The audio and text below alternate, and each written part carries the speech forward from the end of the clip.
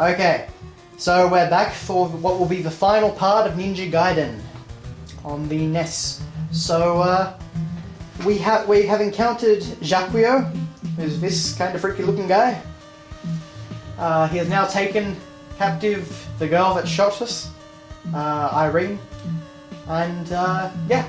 So basically, it's the traditional: the villain springs a trap, he gets what he wants, and we've got to save the girl.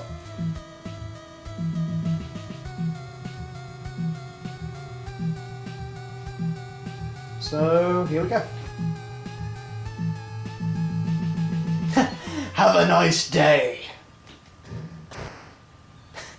And of course, we use the trapdoor. And of course, she's going to be a sacrifice. Yes, it is. Biggest problem with these cutscenes when you're doing commentary is that, well, you can't really commentate on them properly. Ha ha ha ha ha. I always love that shot of him. Okay, Act 5. If I remember correctly, this one isn't too bad. We've got some really great music here though. Get us pumped up, and I'm already dead! Yay! Dun, dun, dun, dun, dun, dun, dun. Okay. Just a matter of taking your time in the spots where you can take time and moving as fast as you possibly can in others. So we've got a shuriken at least. Not that it's going to be too much help, I don't think. And of course he infinitely respawns.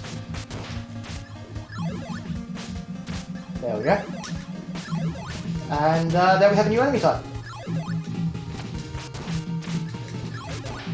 And we have our evil doves, or whatever they are, back to get us. The jack-o'-lanterns, the bats. I don't exactly know what this stage is supposed to be. I guess just some sort of underground area. I don't know if those are supposed to be like bones or something. Probably not, but... Or if we're supposed to be in like where they sealed the demon or whatnot. The windmill star. Okay, that time it knocked me back onto the platform, so I guess knockback can be... Never mind. Never mind. Okay, well hopefully we should... I'm just trying to remember where the windmill star was. Those guys can be really annoying. I'm not exactly sure what they are, if they're supposed to be like crazy ninja or something. But they kind of look like Ryu, so...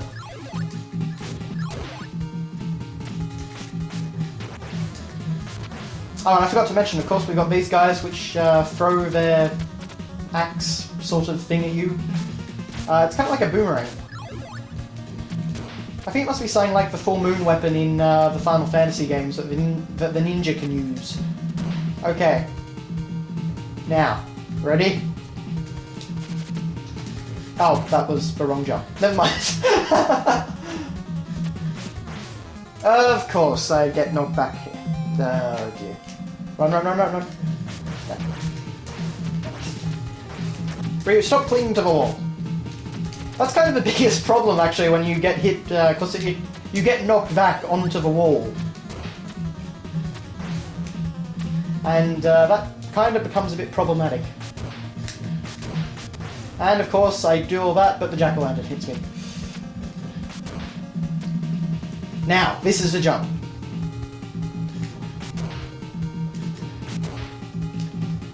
Okay, there we go. And we're still not actually at the end of this part of the level. Oh joy. And I can't hit it. Okay, there we go. Good. It is very hard to commentate this game.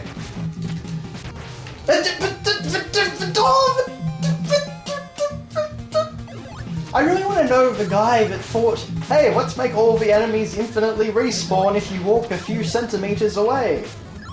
I mean, like, what would have been going through his head?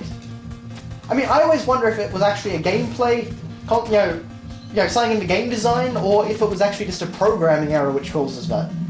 or just something that the programmers never really worried about and figured was fine.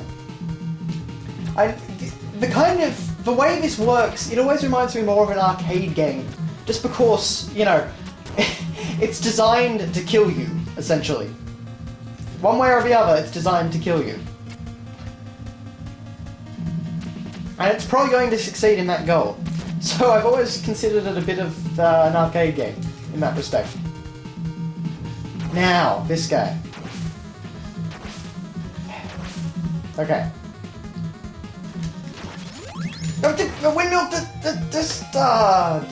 it. Alright. We're finally here. You guys probably don't want to know just how many deaths that took me to get there.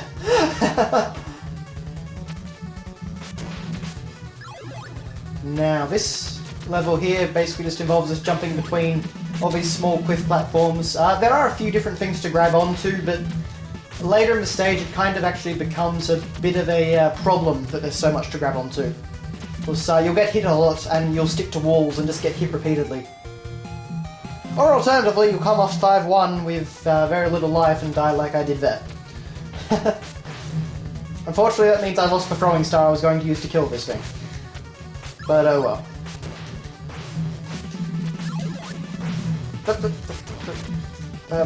There we go. But of course. Of course.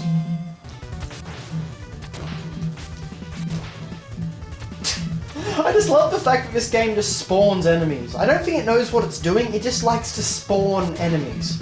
It's like you saw the guy there, just back there, that just fell from the sky to his death immediately.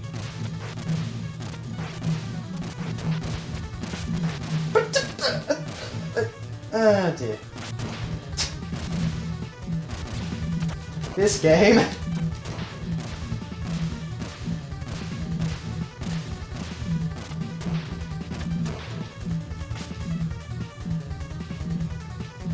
What the heck was that? Huh. Well. I can make this guy spawn endlessly and die. Wow. Well, anyway. Bit masochistic, and I'm dead. Of course I am. But at least it does put me back here. Yeah, that's the one thing I will say about this game. Even though it is cheap and unfair and incredibly difficult and glitchy, most of its checkpoints are good. Now, that's not really much of a compliment, is it? As much as this game frustrates me and annoys me, and I think it's got so many problems, I really do love this game. But there's something about it that kind of makes you feel like, this really fast, agile ninja. Just this fast, agile ninja being attacked by a whole lot of random crap that's speeding along and respawning infinitely. Okay, we made it. Unfortunately, that's not 5-3, and I had 0 lives. So.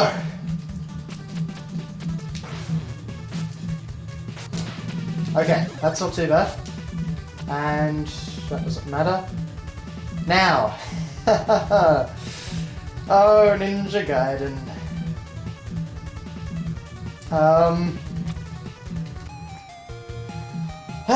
Dear. Basically what you've got to do is you've got to grab onto the side of that platform without falling. And just to give you a hint of what I did there, I jumped and held left, and he just plummeted. And that's kind of a big problem here, because you have to jump one way, and then turn the other way to jump to the other side, if that makes any sense whatsoever. So it becomes rather difficult. And because it's in the final part of Stage 5-2, it means that you've got to play through the rest of Stage 5-2 to get back up there all the time. And, so as you might expect, you're going to be dying a lot on Stage 5-2, just at the very end of it, basically. Which is going to become rather frustrating. But I've still got 2 lives. Alright. Oh dear. I'm sorry for when I actually go silent. It's very, very hard to commentate in this game. Well. I respawn here, so it's alright. I was thinking I had to go back. Okay. We're going alright. Now, we've got to do this. So I guess what I can do, or not, because that just spawns the stupid bird.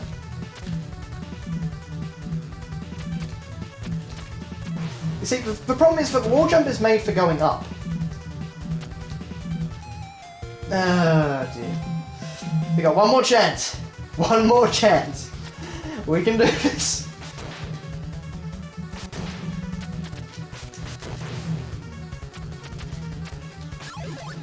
Okay. Oh, bugger.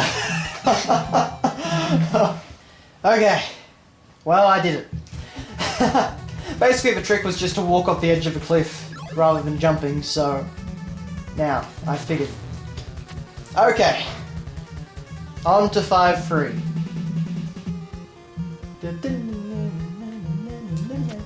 Music in this is very, very catchy.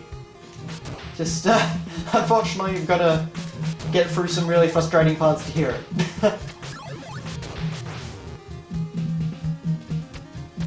So now we're climbing the old Amazonian or Aztec temple, I don't know exactly what. And we meet one of the new guys on the block. The paragliding ninjas that drop shuriken on you. And these guys, oh, they can drive you mad.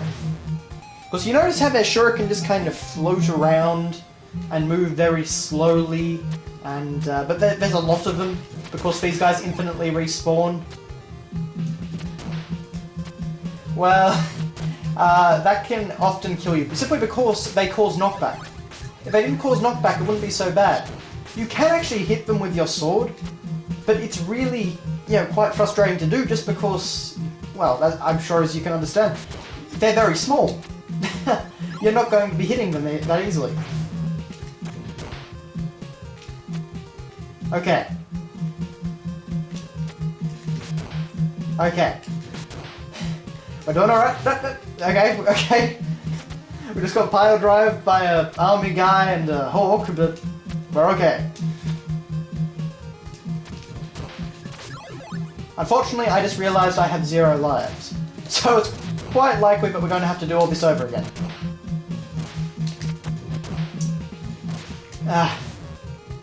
This game.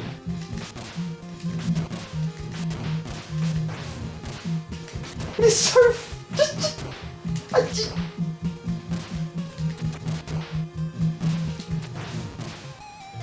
Oh, this game. I mean, there is no excuse for bullshit like that in my opinion. I mean, it's just evil. I mean, I would really like to know if the designers could actually play and beat their own game. Or if they just made it and then said, it's hard, we can't do it, but I'm sure it's fine.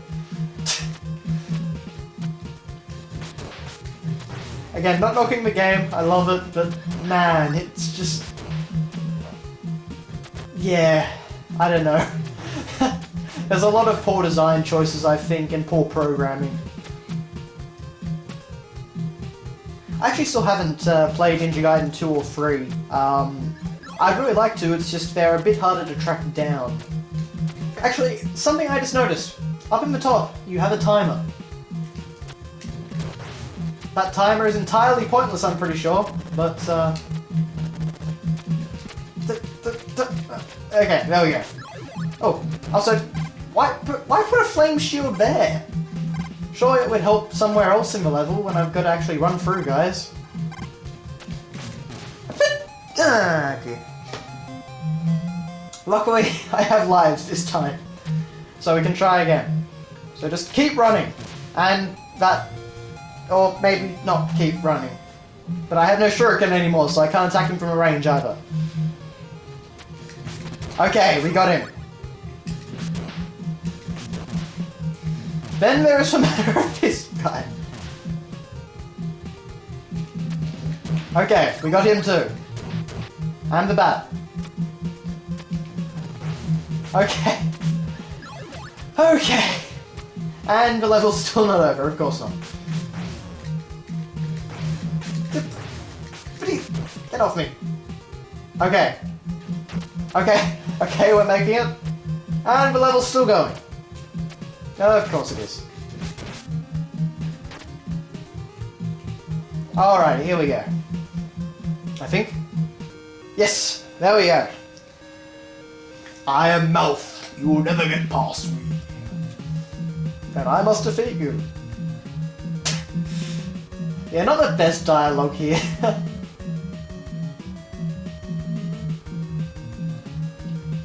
But, yeah, kind of cool. Well, or interesting at least looking costume. And we're starting to get some backstory here, of course.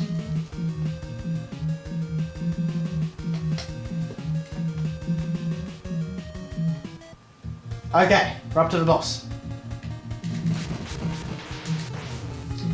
Now, the big thing here, if I remember correctly, you cannot dodge his attacks. So you've just got to basically attack as fast as you possibly can. Alright guys, we beat Mouth. Basically it's just a case of just keep slashing, just ignore everything and whatnot. So apparently, yeah, Ryu, for some reason thinks that this guy killed his father.